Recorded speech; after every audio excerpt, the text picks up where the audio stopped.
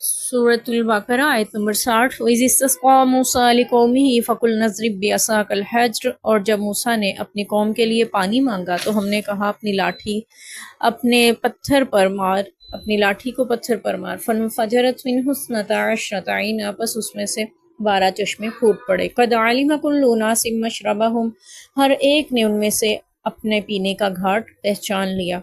कुलू वशरबू मिन रिज़्क़िल्लाह वला तअसौ फ़िल अर्ज़ि मुफ़सिदीन, खाओ और पियो अल्लाह के रिज़्क़ से और ज़मीन पर फसाद करते ना फिरो। हम मूसा अलैहिस्सलाम मैदान तैय्या में जब अपनी कौम को लेके पहुंचे तो वहाँ पे दरिया का पानी तो था इस्तेमाल के लिए, लेकिन वो पीने के काबिल नहीं होता। दरिया का पानी खारा और नमकीन होने की वजह से हम मूसा अलैहिस्सलाम ने फिर अपनी कौम के लिए अल्लाह ताला से पानी मांगा। अल्लाह ताला चाहते तो ज़मीन से भी पानी के चश्मे जारी फरमा सकते थे, लेकिन अल्लाह ताला ने उस पत्थर से जो है मूसा अलैहिस्सलाम अपने थैले में रखा करते थे अपने साथ साथ चश्मे जारी किए और उस असास को उस पे मारा। अब ये असा कहाँ से आया था और ये पत्थर, इसकी तारीख ये मिलती है कि हज़रत आदम अलैहिस्सलाम जब ज़मीन पे उतारे गए थे तो अपने साथ जन्नत से ये पत्थर भी लेकर आए थे, और जन्नती असा था वो जो हज़रत मूसा अलैहिस्सलाम को मिला था, और ये अम्बिया से मुंतकिल होता हुआ हज़रत मूसा अलैहिस्सलाम को मिला था। हज़रत मूसा अलैहिस्सलाम को उस वक़्त में मिला था जब वो मदियन की तरफ हिजरत करके गए थे, और वहाँ पे हज़रत शुएब अलैहिस्सलाम से मुलाकात हुई थी, तो हज़रत शुएब अलैहिस्सलाम ने उनको ये इनायत फरमाया था। यानी भी जब किस्सा आएगा उस पर हम तफसील मज़ीद पढ़ेंगे इंशाअल्लाह। और ये पत्थर भी उन्होंने ही हज़रत मूसा अलैहिस्सलाम को दिया था। जब अल्लाह ताला ने हुक्म दिया, इसके बारे में आता है कि ये पत्थर चकोर शक्ल का था।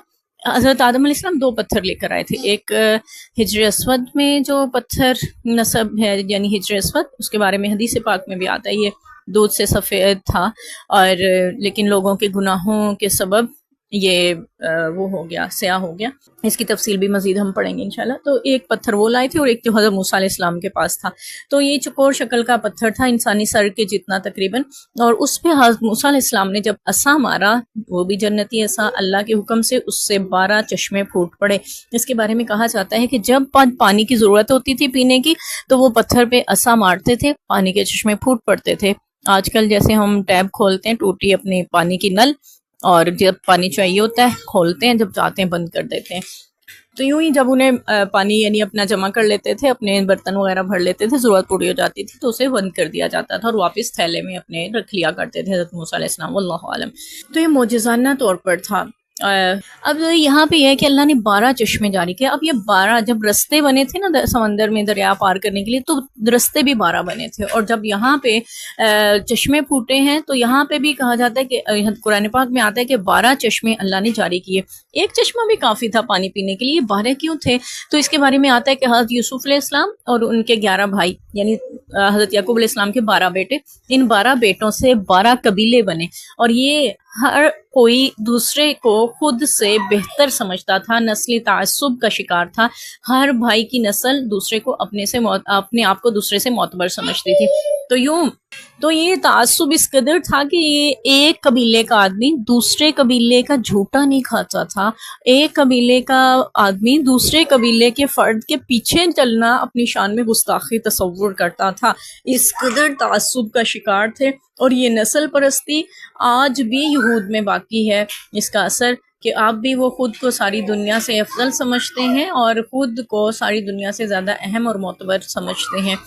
यही वजह है कि यहूद बहुत कम मुसलमान हुए हैं, बहुत कम उन्होंने इस्लाम को कबूल किया। यहाँ पे भी अल्लाह ताला ने इरशाद फरमाया क़द अलिम कुल्लु उनासिम मशरबहुम, उनमें से हर एक ने अपने पीने का घाट मालूम कर लिया, यानी हर कबीले ने नास आदमी की यानी लोगों की उसमें आता है, यानी हर शख्स ने अपना पीने का घाट जांच लिया कि ये हमारा यानी मुतय्यन कर लिया।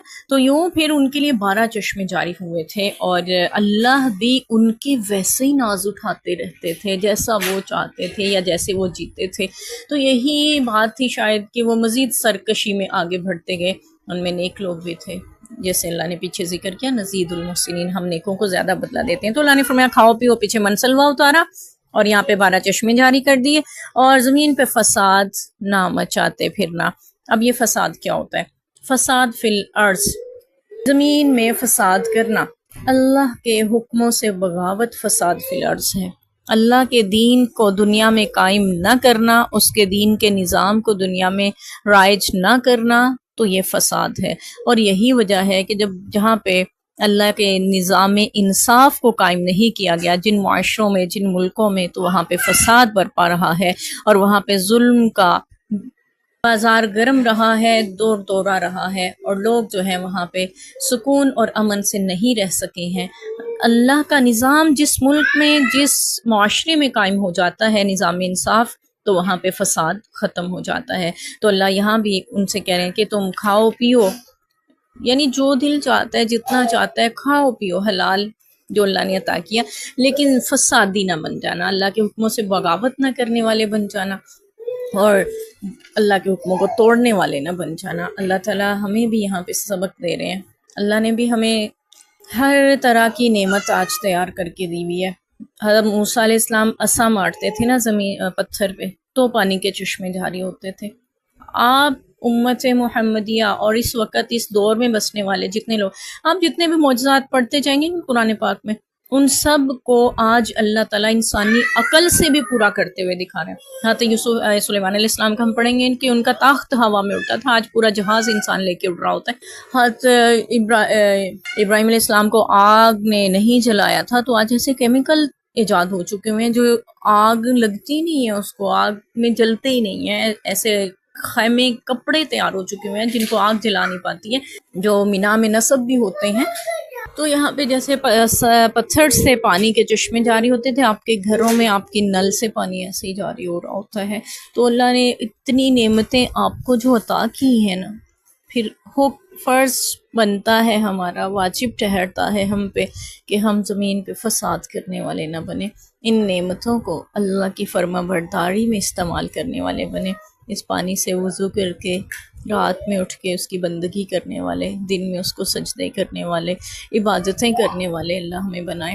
یعنی ہر نعمت کو، اپنے جو سہولتیں اللہ نے ہمیں عنایت کی ہیں، ان سب کا ہمیں شکر گزار بنائے، عملی شکر کرنے والا بھی، اور ان کے استعمال کو، یعنی عملی شکر یہ ہے کہ اس کا استعمال اللہ کی فرما برداری میں کیا جائے، اور زبانی شکر کرنے والا بھی بنائے کہ اپنی زبان سے بھی الحمدللہ کہنے والا بنائے۔ آمین۔